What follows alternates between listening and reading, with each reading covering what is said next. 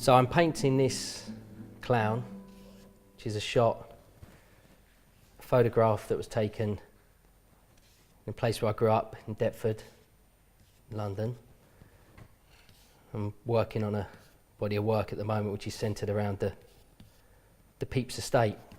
When I paint, I'm looking for a stock that is going to give me a lot of rigidity, just because I kind of tend to abuse the surface with a lot of paint, water, whatever medium it is that I'm using. I'm interested in chance and not really necessarily having a vivid idea of what I'm painting and what the outcome is going to be. So this paper is Saunders Waterford, and it stands a lot of punishment. This is a 638 GSM, and it's going to take a lot of abuse.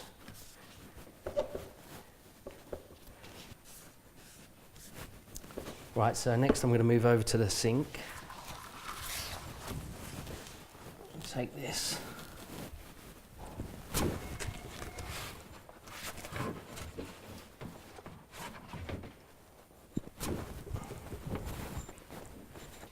So I'm interested in the kind of the distortion of the clown's face, and also the marks that doing this wash it's going to that I'm going to be left with. I don't necessarily want a kind of a clear outline for the kind of the emotive that I want to kind of carry with this. Is I want it to obviously look quite sad, so I'm not happy with the amount of water on that, so I'm actually going to put some more on. What I don't want is I don't want the paper to bubble, and I don't want it to wrinkle. So the paper, as you can see, it's just sanded up nice and stiff and straight. It's got a lot of rigidity to it. It's not going to deteriorate, and it's not going to wrinkle. And who knows how many times I'm going to start throwing. I may throw even more water on this. I'll take it back. I'll rework it, and there may be. It may have another dose of this. So I'm kind of happy with that one. So now I'm going to take it back while it's still really wet and apply some more medium to it.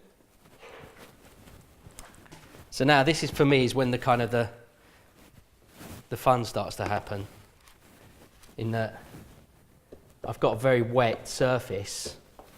The paper is still perfectly flat and it's not wrinkled, so I've got a very clean painting surface, and now all sorts of things might happen as I start to put more paint on. So the surface is very wet, but what I'm going to start to get is a lot of blurring, which I'm interested in, and kind of decomposition really.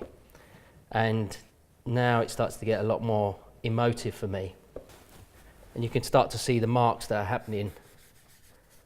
The paper is actually working with me now, as well as the watercolour. So I'm not a conventional watercolourist by any stretch of the imagination. I'm very interested in kind of breaking the rules. I don't even know the rules, so it kind of helps really. And just letting the paint live a little. So rather than rendering an image, I'm much more interested in what the substrate, what the paper, what the paint, what the water, what all those ingredients mixed together, what the outcome's going to be. That's much more interesting for me than trying to copy something verbatim.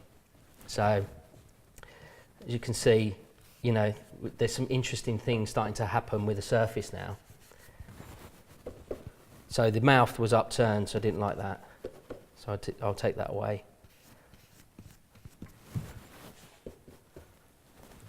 Maybe it becomes more skull-like. So now I'm kind of at a stage whereby I'd probably let it sit for a bit and walk away, and maybe I'll come back to it, maybe I'll rip it up, I don't know. But I just think I need to live with that one for a little bit.